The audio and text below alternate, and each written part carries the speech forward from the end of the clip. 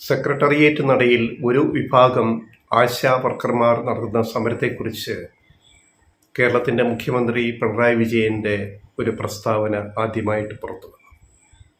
അതിൽ അദ്ദേഹം പറയുന്നത് കൃത്യമാണ്.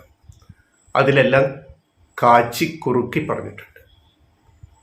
26,125 ആശാ വർക്കർമാരിൽ, കേരളത്തിലെ ആശാ വർക്കർമാരിൽ ഒരു ചെറിയ ന്യൂനപക്ഷം മാത്രമാണ് സെക്രട്ടേറിയറ്റ് മുമ്പിൽ മാസങ്ങളായിട്ട് സമരം ചെയ്യുന്നത്. അവർക്ക് സമരം പിൻവലിക്കാൻ താല്പര്യമില്ല. 5 വട്ടം ചർച്ച നടന്നു കഴിഞ്ഞു മന്ത്രിതലത്തിൽ തന്നെ. ഓണറേറിയം കൂട്ടുന്നത് ഉൾപ്പെടെ എല്ലാ കാര്യങ്ങൾക്കും സർക്കാർ അനുകൂലമാണ്. പക്ഷേ ഏറ്റവും കൂടുതൽ ഓണറേറിയം നൽകുന്ന ഇന്ത്യയിലെ സംസ്ഥാനം കേരളമാണ്. കേന്ദ്രം ഇൻസെൻറ്റീവ് കൂട്ടണം. അപ്പോൾ സമരം ചെയ്യേണ്ടത് എവിടെയാണെന്ന് സമരക്കാർ ആദ്യം തീരുമാനിക്കണം.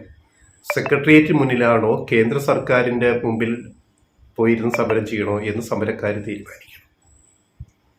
മുഖ്യമന്ത്രി പിണറായി വിജയൻ കൃത്യമായിട്ട് പറഞ്ഞു കഴിഞ്ഞു.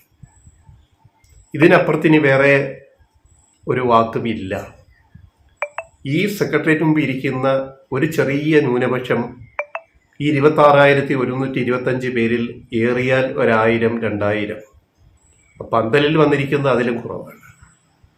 നിങ്ങൾ മനസ്സിലാക്കേണ്ടത് ഈ സമരത്തിൽ വന്നിരിക്കുന്ന ആശാ വർക്കർമാരോട് കൃത്യമായ മെസ്സേജാണ് കേരളത്തിൻ്റെ മുഖ്യമന്ത്രി നൽകിയിരിക്കുന്നത്. സമരം അവസാനിപ്പിക്കൂ. ഈ സമരം എന്തിനാണ്? ഈ സമരം എവിടെയാണ് ചെയ്യേണ്ടത്? ഇതുവരെയും കേന്ദ്ര സർക്കാരിനെതിരെ കമാന്നൊരക്ഷരം മിണ്ടാൻ സമരസമിതി സൂസി മിനിയും നേതാക്കളും തയ്യാറല്ലല്ലോ. അത് മുഖ്യമന്ത്രി പേരെടുത്ത് പറയുന്നില്ല, ഞങ്ങൾ പേരെടുത്ത് പറയാം.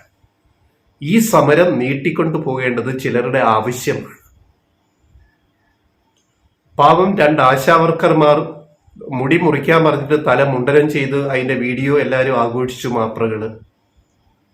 സമര നേതാവ് സൂസി മിനി മുടി മുറിച്ചത് കണ്ടായിരുന്നോ? ഈ മറ്റേ മുടി മുണ്ടനം ചെയ്ത ആശാ വർക്കർമാര് ബ്യൂട്ടി പാർലറിൽ പോകുന്നതിന് പകരം സെക്രട്ടേറിയറ്റ് നടയുടെ മുമ്പില് മുടിയുടെ അറ്റം മുറിച്ചൊന്ന് ലെവൽ ചെയ്തു സൂസി മിനി എന്ന നേതാവ്, നിങ്ങളുടെ നേതാവ്. അവരെന്താ തല മുണ്ടനം ചെയ്യാതിരുന്നത്? സൂസി മിനി കൂടിയിരിക്കുന്ന ആശാ വർക്കർമാർ മനസ്സിലാക്കുക. ഇനി മുഖ്യമന്ത്രി പിണറായി വിജയൻ ഇങ്ങനെ പറഞ്ഞു കഴിഞ്ഞാൽ നിങ്ങളിനി സമരം ചെയ്യുന്നതിൽ ഒരർത്ഥവുമില്ല. നിങ്ങൾ സമരപ്പന്തലിൽ നിന്ന് നിങ്ങൾ പുറത്തേക്ക് പോയി ജോലി പ്രവേശിക്കുക. ഇത്രയും സമരം ചെയ്തിട്ടും ഇവിടുത്തെ ആശാ വർക്കർമാരുടെ സേവനം, അവരുടെ ജോലിക്കൊന്നും ഒരു മുടക്കവും ഈ സംസ്ഥാനത്ത് വന്നിട്ടില്ല, കേരളത്തിൽ. കാരണം ബഹുഭൂരിപക്ഷം പേരും ഇപ്പോഴും ജോലിക്ക് പോവുകയാണ് ആശാ വർക്കർമാർ. മുഖ്യമന്ത്രി പിണറായി വിജയൻ എന്ന് പറഞ്ഞ എന്താണ്? അവിടെ ഇരുന്നോളൂ, നിങ്ങളിരുന്ന് സമരം ചെയ്തോളൂ, ഞങ്ങൾക്കെന്താ, ഞങ്ങൾക്കൊന്നുമില്ല എന്ന മെസ്സേജാണ്. കാരണം നിങ്ങളുടെ സമരം അനാവശ്യ സമരമാണെന്ന് ജനങ്ങൾ തിരിച്ചറിഞ്ഞിട്ടുണ്ട്, ഈ സർക്കാരും തിരിച്ചറിഞ്ഞിട്ടുണ്ട്. അടുത്തൊരു നമ്പറുമായിട്ട് സൂസി മിനിയുടെ സമരസമിതി വന്നിട്ടുണ്ട്. MA ബേബിക്ക് പരസ്യ കത്തയച്ച്.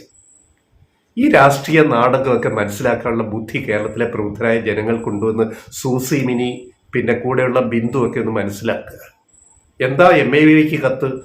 താങ്കൾ കേരളം ഭരിക്കുന്ന പാർട്ടിയുടെ അഖിലേന്ത്യാ ഭാരവാഹിയായിട്ട് ചുമതല ഏറ്റില്ലേ, അതുകൊണ്ട് ഇതിൽ ഇടപെടണം.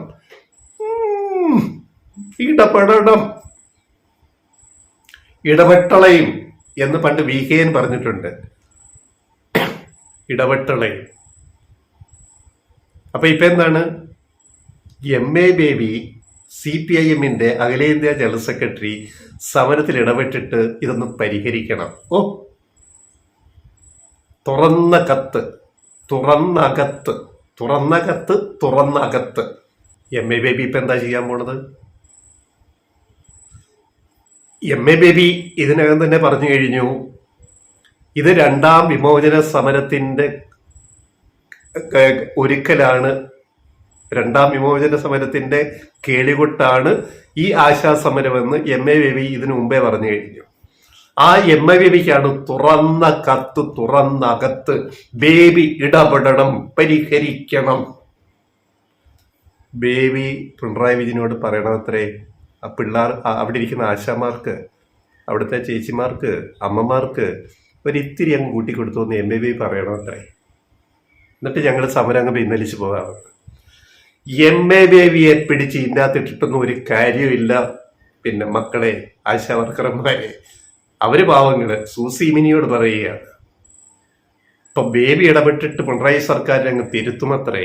മണ്ണാം കട്ട തിരുത്താൻ സർക്കാരിന്റെ നിലപാട് വളരെ കൃത്യമായി പിണറായി വിജയൻ എന്ന് പറയുന്ന കേരള മുഖ്യമന്ത്രി പ്രകടിപ്പിച്ചു കഴിഞ്ഞു. ഈ സമരം പിൻവലിക്കുക, പോയി ജോലി ചെയ്യുക, ബാക്കി കാര്യങ്ങൾ സർക്കാർ നോക്കിയോളൂ. നിങ്ങളെ ഇതുവരെ ഞങ്ങൾ ചേർത്ത് പിടിച്ചിട്ടുണ്ട്, ഇനിയും ചേർത്ത് പിടിക്കും. അതുകൊണ്ട് ഈ സമരമല്ല, ഈ സമരാഭാസമൊന്നും ഇങ്ങോട്ട് വേണ്ട എന്ന കൃത്യമായ ഇതിന്റെ അജണ്ടയും രാഷ്ട്രീയം മനസ്സിലാക്കിയിട്ട് മുഖ്യമന്ത്രി പ്രതികരിച്ചു കഴിഞ്ഞു. ഇനി പൊടിയും തട്ടി പന്തലും പൂട്ടിയിട്ട് പന്തലും പൊളിച്ച് പോവുക. പോയില്ലേലും വിരോധമില്ല, ലെഫ്റ്റ് റൈറ്റ് വോയിസിന് ഒരു വിരോധമില്ല, പിണറായി സർക്കാരിനും വിരോധമില്ല. അവിടെ ഇരുന്നോളൂ. പഞ്ചായത്ത് ഇലക്ഷൻ വരുന്നു, അവിടെ ഇരുന്നോളൂ. നിലമ്പൂർ ഉപതെരഞ്ഞെടുപ്പ് വരുന്നു, ഇരുന്നോളൂ.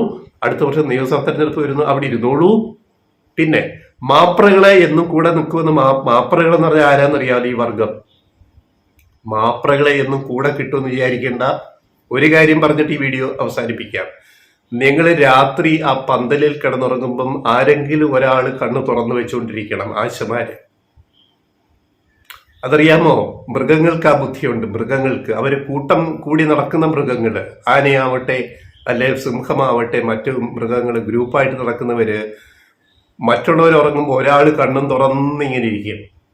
ഏതെങ്കിലും ശത്രു ഇര പിടിക്കാൻ വേട്ടക്കാരൻ അല്ലെ വേട്ടക്കാരി വരുന്നോ ഇരയെ പിടിക്കാനെന്ന് ഒരു മൃഗം കണ്ടു തുറന്ന് കൂട്ടത്തെ ഹേഡ് എന്ന് പറയും ഇംഗ്ലീഷില്, കൂട്ടത്തോട് ജീവിക്കുന്ന ആനയോ അല്ലെ സിംഹമോ അതുപോലെയുള്ള മറ്റ് മൃഗങ്ങൾ എവിടെയായാലും അവിടെ ഒരാൾ ഉണർന്നിരിക്കും, ഞങ്ങളെ ആക്രമിക്കാൻ ഏതെങ്കിലും ശത്രു വേട്ടക്കാരി വരുന്നു എന്നുള്ളത്. അപ്പൊ അവർ അലേർട്ടാവും, ഉണരും.